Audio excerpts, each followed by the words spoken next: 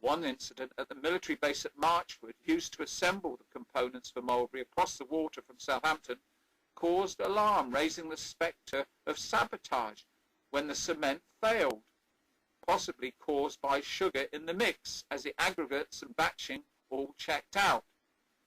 There remained only the cement, and the chief technical officer at the company was told to investigate. The worrying point was that this weak concrete joined the precast panels, and to cut it out would damage the panels.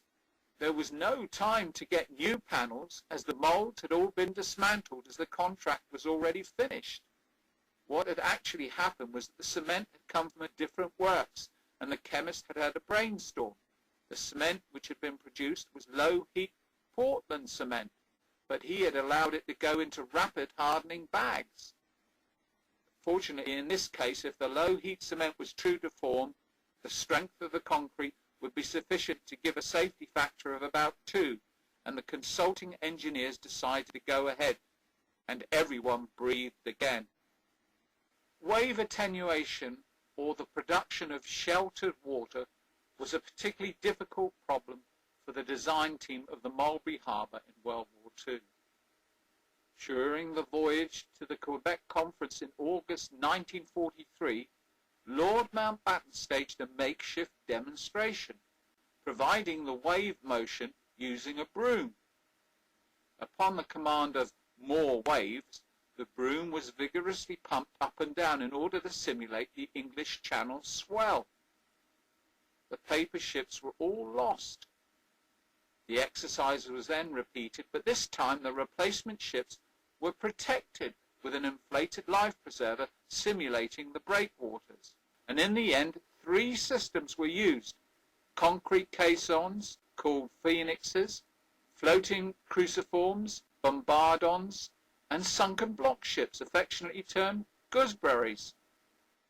The phoenixes required a greater quantity of labour and material than any of the other components of the Mulberry Harbour, and a small branch was set up in one of the directories of the Ministry of Supply to coordinate construction. J.W., later Sir John Gibson, was made Deputy Director General of Special Civil Engineering. The film shows work on the caissons at number 5, the Prince of Wales Dry Dock, where 9 caissons were constructed. The film shows workers at Southampton Eastern Docks. Although launching in the conventional sense is not shown, the phoenixes are seen floating in the Emperor's Dock at Southampton after completion, awaiting towing to Normandy. Because of scarce facilities, another method was to build the caissons on a beach and launch them sideways down a slipway. Amongst the sites chosen were at Stokes Bay in Gosport, as well as Stone Point at Lepe Beach, where the caissons were built in echelon, one behind another, in a production line. The caisson was then moved forward by winch and tackle until directly over a slipway.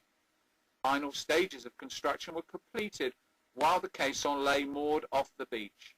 The film also shows feverish activity in the western docks at the King George V graving dock, which was wanted by the War Office for caissons, but instead was used by the Admiralty for the less successful floating bombardons, which were also used as breakwaters. Designed by the firm of Sir William Arrol and Co. The organisation of the work differed from that of the phoenixes in that one firm of steel erectors, Messrs. Cousins and Sutcliffe, was responsible for drawing up the plans.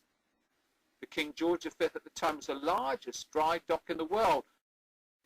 The pre-D-Day programme absorbed at its peak in mid-March 1944 over 22,000 men, many of whom came over from Ireland, which was treated at the time as an additional security risk.